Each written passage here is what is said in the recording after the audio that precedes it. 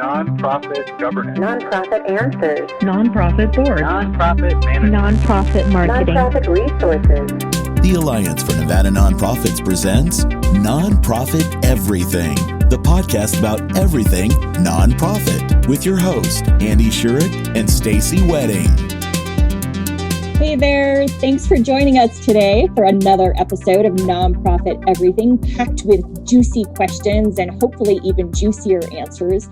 Or I'm just saying that to get you to actually listen all the way through, so who knows. But either way, appreciate you being here.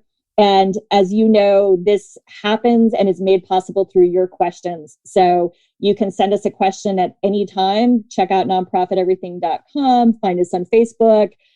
Track down Andy or I, and we are happy to take your questions and make sure we answer them in the future. And if you're not familiar with Alliance for Nevada Nonprofits, check them out. Go to their website, become a member. Lots of offerings, and Anne is the group that makes this podcast possible. So enjoy.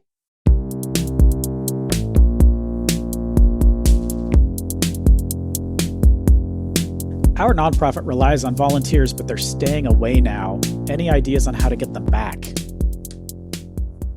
Oh, one of the tough effects of COVID.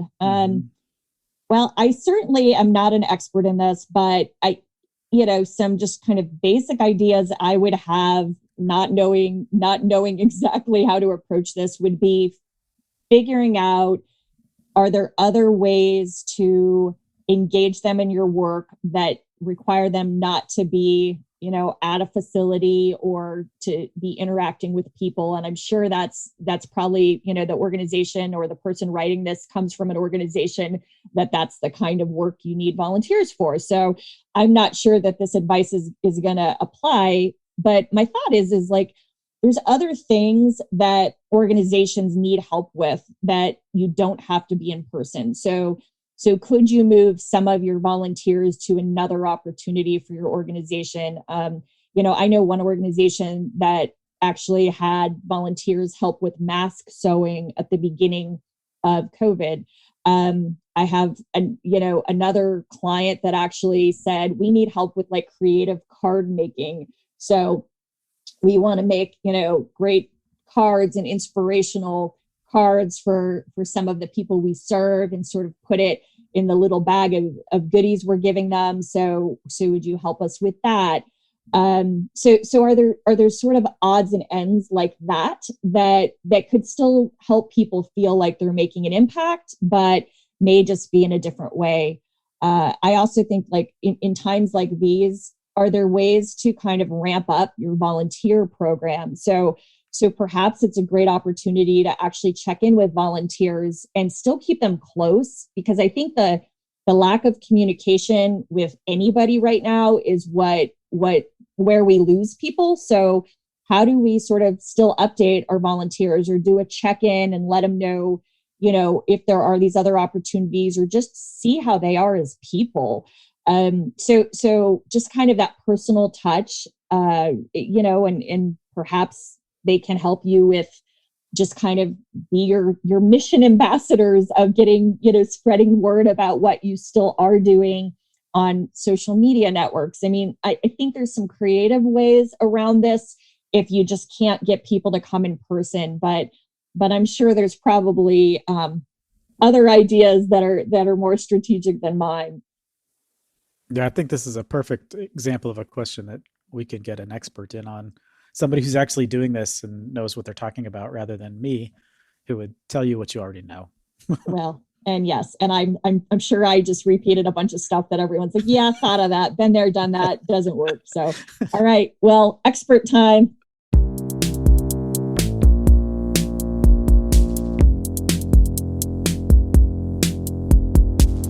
Hey, everybody, it's a great day today. You know why? Well, we have a special guest on Nonprofit Everything, a friend and colleague of mine, Jacob Murdock. Welcome, Jacob. Thank you, Stacey. Thank you so much for having me join the podcast today. We're so excited to have you. And before we dive into the question, let me share a little bit about your background with our listeners. So Jacob is a nonprofit professional and educator. He has worked in volunteer management for the past 14 years. And in his current role, he serves as the manager of volunteer and community partnerships at the Mob Museum. Oh, that sounds like such a cool job, Jacob. I love the museum, and I love the job. And I mean, I tell my volunteers all the time, I work with the best volunteers in all of Southern Nevada. So I apologize to the other volunteer managers out there. Sounds like you guys can have I don't know, some sort of a fist fight or, sort of arm wrestling about it. So awesome. Well, we're so glad to have you. I know today you're joining us really as just a volunteer management professional, not necessarily on behalf of your role with the Mob Museum, but we had to make sure our listeners knew that you do have the credentials, because volunteers are your jam. So is there anything not in your bio that you want to share with our listeners? Sure. Well, I am also an educator. So I currently teach classes in the leadership certificate at UNLV's College of Continuing Education. So that's probably my other passion, is leadership education. That's kind of related to volunteer management, but not necessarily all the time. And I'm also a fellow podcaster and co-host a community affairs podcast called Wild and Free, a Battleborn podcast. Well, we will make sure to link to that in the show notes. Thank you.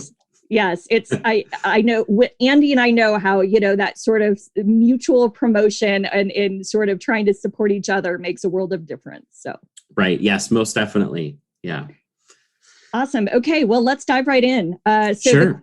The question we got was, our nonprofit relies on volunteers, but they are staying away now. Any ideas on how to get them back? That is $1 million question right now. And from my perspective and things that I've read from other volunteer management professionals, we're all facing this. So first off, I would say this is a common problem, and don't hesitate to reach out to other volunteer managers or other nonprofit professionals just for support, because I think we all are facing this. So when I was thinking about this, I was trying to think of ways, things to just consider about this, and at least the last couple of months, it doesn't seem like the health recommendations are changing too much. We've kind of seen a consistent, the last maybe 3 months, this is what we're recommending. So that's the first thing that I would consider, is what policies and procedures does your organization have in place to keep volunteers and staff safe?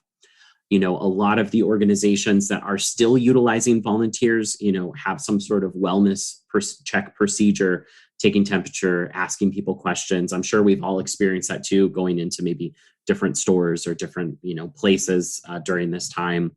Also, some sort of contact tracing or internal, tracing procedure, so that if somebody in the organization does test positive, that there's a way to notify other people in an appropriate manner, so that, volunteers and staff can go into the organization and say, hey, I feel safe, that I would know if somebody tested positive. I know that, the organization's thinking about me as a volunteer.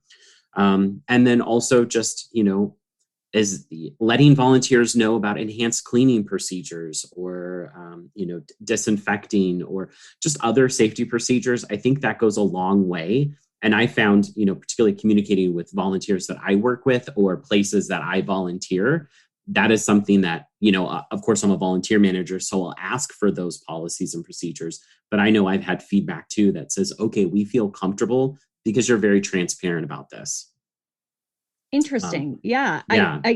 I wondered if you found that you communicated it on the front end did you sort of proactively say to your volunteers, here's what we're doing? Or was it more when they had a question, you just sort of let them know, or was it literally like signs in your building? I mean, I'm curious to know just sort of the mechanics of it.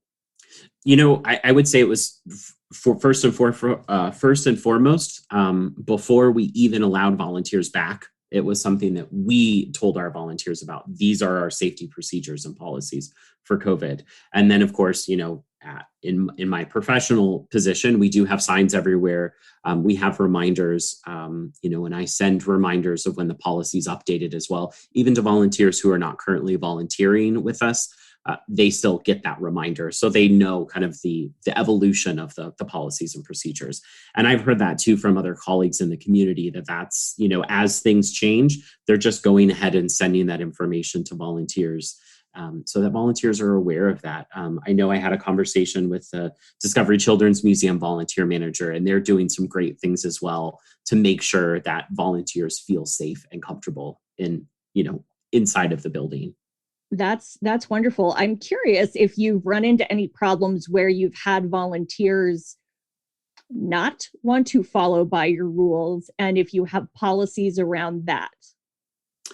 So I would say I haven't encountered that, but it is something that, I am very upfront about, particularly with new volunteers that are coming in, that have come in during this time, is just making sure hey, these are the things that we will address with you immediately. These are things that can get you dismissed as a volunteer if you don't want to follow the policies that we have, because they're just as much of a policy as anything else that you have to do as a volunteer. Yeah, absolutely.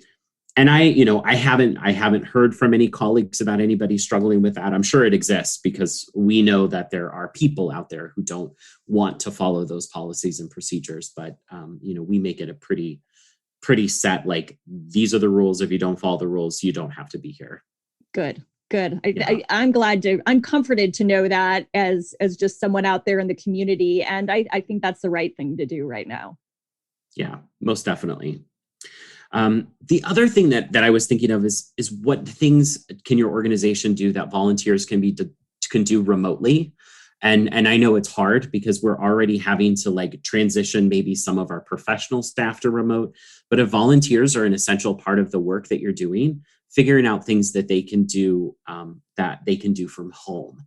And so, whether that's, if there's data entry that they can do from home that maybe they were normally doing from your office, but they can do from home if they're more comfortable with it. Obviously, there, are some legal ramifications if there's any private information, but, I think we all have types of things that volunteers could do from home that maybe we just haven't thought about. And so, even if it's something, that is different than what volunteers were doing with you while they were physically present with you, just trying to think about new things that volunteers can do. I know one of the things that I've seen successful both for my organization, but also some other organizations, is even having volunteers lead remote discussions with other volunteers. So it's a way to utilize some of your great volunteers at helping connect with other volunteers. I'm sure we all know those volunteers who are more talkative and want, know the business of everybody anyway. And so it's a great way to utilize them by, staying connected with some of the other volunteers. And that's something that we used during when the museum was closed. That was a tactic. And then that's still something that's going on now, is that I have a couple of volunteers who will connect with other volunteers. That's what they're doing. I love that idea. One of the things I've read out there is that just sort of the communication and the family feel of volunteers does not need to end because of what's going on with COVID. So it sounds like you're keeping that alive and well.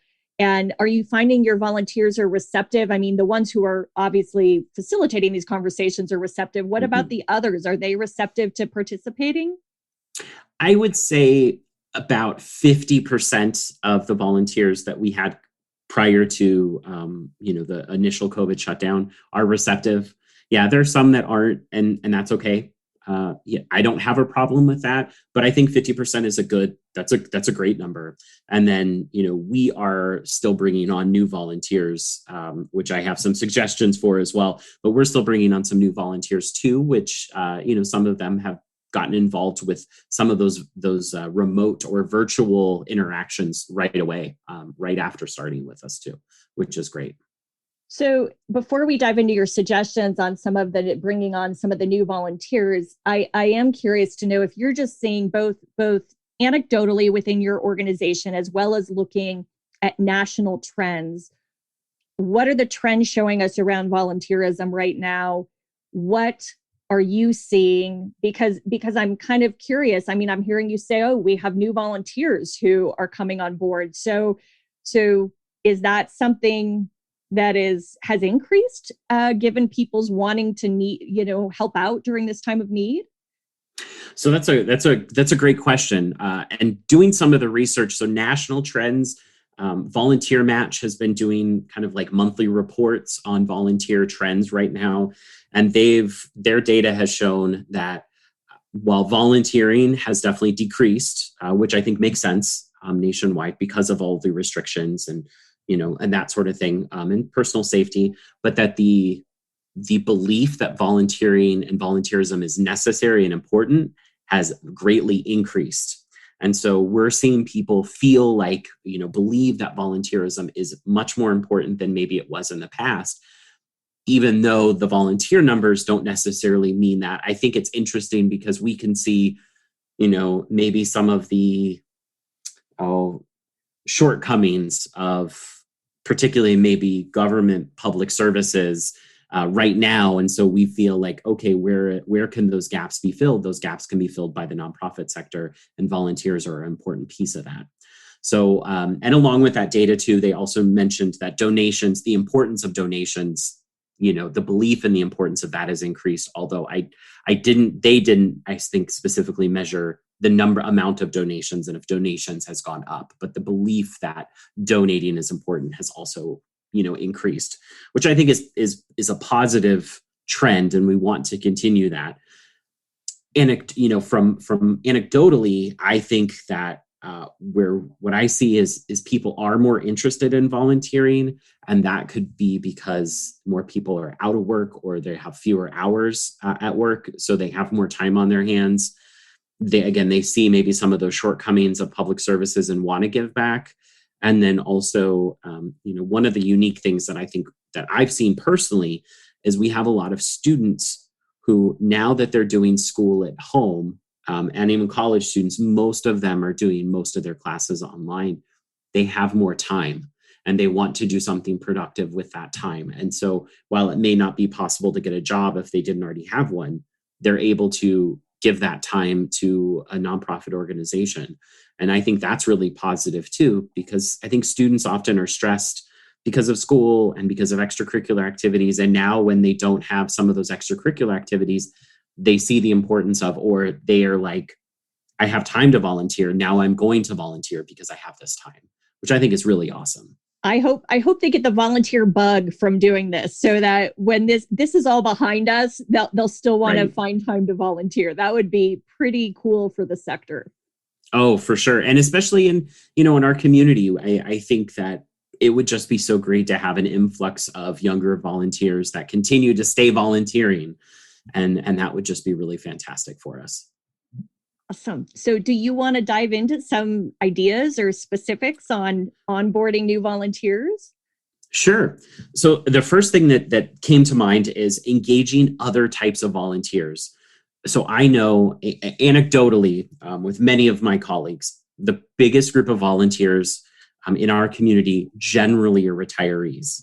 So that has been traditionally a very large group that volunteers in our community. Now, unfortunately, because of COVID, that also for many of those individuals may be the most at-risk individuals in our community.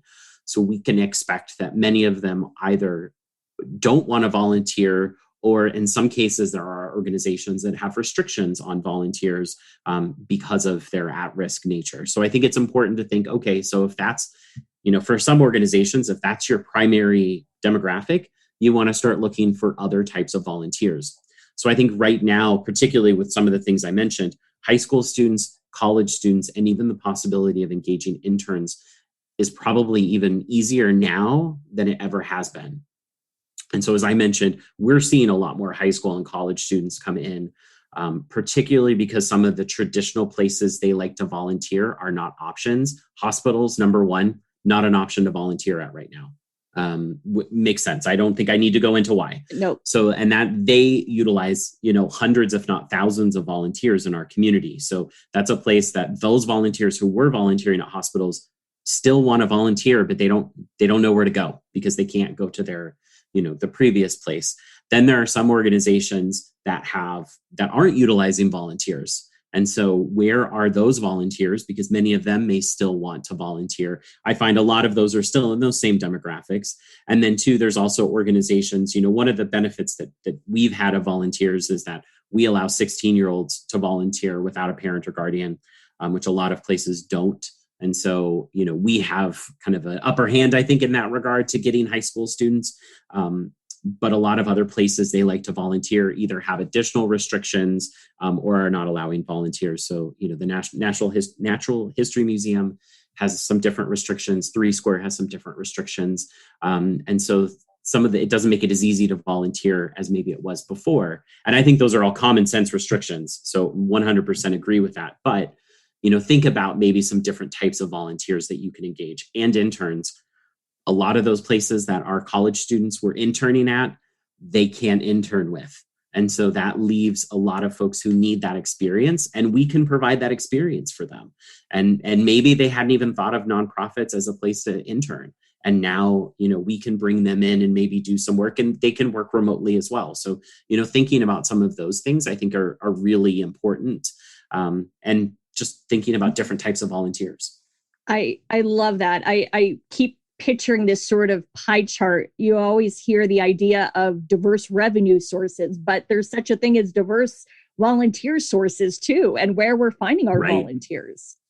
Yeah. And the great thing is the local universities and colleges all have great career services websites and staff who are willing to help. And I know I've heard from, some career services folks that this is a really tough time to find internships for college students. They don't have as many employers that are willing to do internships. So this could be a great opportunity to get, really great folks with lots of energy to help out the organization. I love it. I love it. It's nice to hear there's a bright spot in all of this. Right. Yeah. And I think, it's just so difficult. And I know we as nonprofit professionals also get really stressed out. And, I think too, silver-ish lining of this is that we're all kind of dealing with these struggles. So, if you bring on an intern and you say, hey, we've never done this before, but we're really committed to your success, an intern is probably going to be a lot more willing to understand that because they know the current circumstances too. Their preference would be to be going to school in person, but they're not. So, we're all kind of, I think, willing to be a little bit more understanding and empathetic than maybe normal circumstances or prior to COVID circumstances.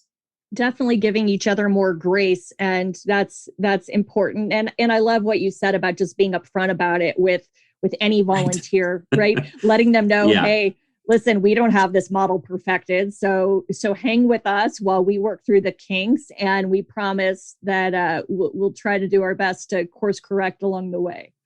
Right. Yeah, most definitely. And I think that's a good practice for us to be more forgiving. And probably we could have done that before, but that's a conversation for another time, right?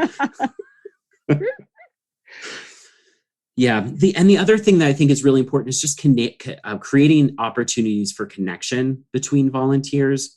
And that can be, I like to hold bi-week or, twice a month meet and greets, as I call them, with volunteers.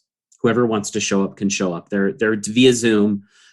We have a mix of new volunteers, mix of, more experienced volunteers, folks that have been with us for years, folks that may have just started. We usually have an educational component, but then a lot of it too is just updates, and whether it's personal updates or updates from the organization. And I hear of other organizations that are doing this too. I know some of the organizations I volunteer with have done just, like volunteer hangouts, which is great. It's a great way to stay connected to the organization if we can't be there in person. And I think that's a really important thing. And, volunteers love where they volunteer. It is a part of their identity. And so we need to be cognizant of that and help continue or build that identity while we have the opportunity. And I found one of the great things to do is kind of the educational component. It was always really difficult to do like educational sessions or workshops for volunteers prior to COVID. And now, I think that's an opportunity we have to use this time to help build the skills and knowledge base of our volunteers while also continuing with that connection. I'm curious as to why you think it was difficult before COVID.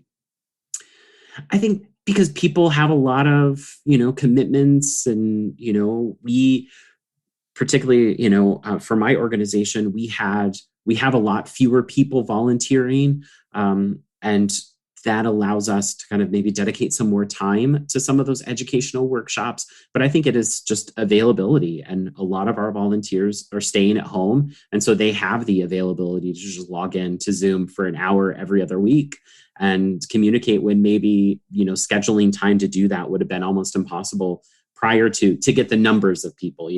I'm averaging about 20 people on those calls, which is great. If I were to have done that before COVID, probably get maybe 5 to 10 people in person. So, so it definitely, I like the level of engagement for sure. Yeah. Yeah. I think that we're all in a position, whatever our role is with our organization, but we're all in a position to really think about what we learned during this time and what we want to take away and try to move forward with. Right. I mean, right. And that sounds like one of them. While you always did it before, is there a way to continue that? And maybe it's not, maybe sometimes it's in person, maybe sometimes you do it virtually. I mean, I think there's going to be we're going to see more of a hybrid if I was looking into a crystal ball, I would say, gosh, maybe we're going to see sort of more of a mix of some Zoom and some in person, and really being thoughtful about how even the barrier of time is travel time to a facility. Right. Oh, that's huge. And our community, if you're located on one of the if your organization's in one of the corners of the community, you're going to not get a bunch of people. There will be people that wouldn't come anyway because of the travel time. Yeah. Absolutely. So I'm curious, before we wrap up, I would love to ask you if you find there to be really helpful sources of finding volunteers, because I am thinking for some of our listeners out there, if their existing volunteer source has dried up, that's obviously probably the first place to start on how can you re-engage them with some of the strategies you used. But as they look to find new volunteers, are there sources you would recommend? Most definitely. I think the free online volunteer databases, Volunteer Match probably being the biggest, is a great resource. We get a lot of our volunteers through Volunteer Match. Also, as I mentioned, UNLV, CSN, and Nevada State College all have great career services websites, and those are all free for nonprofits to use. You don't have to pay for that. And I would recommend, if you haven't done that, to definitely get on those. I know UNLV also has a volunteer database. I don't believe CSN or Nevada State does, but that's a great way to search out as well. And again, those are all free resources. I'm a big fan of the free because, particularly right now, a lot of our budgets are really, kind of much smaller for some of that stuff. So I would say those are great places. And then also, if there are, we haven't been using them, but if you like message boards or Facebook groups, things like that may also be, particularly if there's a specific interest that or topic that your nonprofit works with, you may be able to find folks through places like that. Great. Yeah. And for those of our listeners who may be up north or in rural Nevada, I don't know about rural Nevada what the options might be, but I think some of your ideas are transferable. Volunteer Match, and perhaps maybe just going to more locally, sort of more homegrown, right? Some of the local organizations or companies or things when the time is right. And definitely, I would assume we can certainly check it out and put that as a link too. I would assume UNR has something similar to the University. Yeah, definitely. Of Southern Nevada. Okay. Yeah, and Great Basin College, Western Nevada Community College, and Truckee Meadows all have something similar as far as their career services offices. And then reach out to the school districts. I think if you're rural, they're a lot more accessible. And so, it's hard for us here in Southern Nevada to directly market volunteer opportunities through the school district just because it's so large.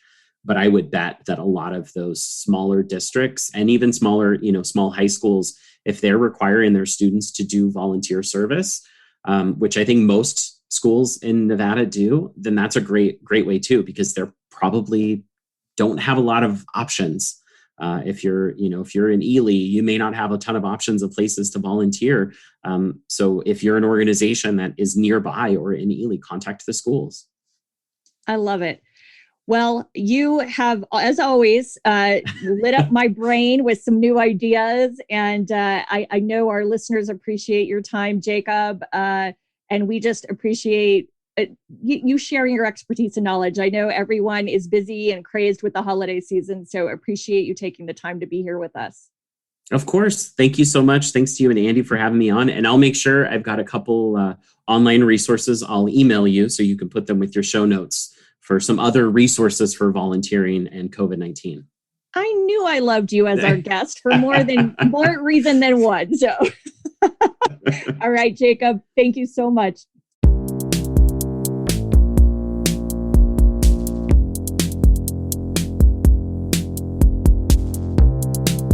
That's another episode of Nonprofit Everything. Thanks again for joining us. Thanks to my fantastic co-host, Stacey Wedding, without whom this would be super boring and no one would listen to it. And go ahead and send us any questions. If something we talked about today piqued your interest, go ahead and send us a question. And new for now, as long as the supplies last, send us a question, include your address, and we will send you a brand new limited edition Nonprofit Everything sticker, complete with QR codes, so that when somebody says, "What is that?" you can say, "Take a picture of it and find out." This is a production of the Alliance for Nevada Nonprofits. One of the fantastic ways you can support the podcast is by joining Ann. So please go ahead and join Ann. That's a fantastic way to support us, and we will see you in a couple of weeks.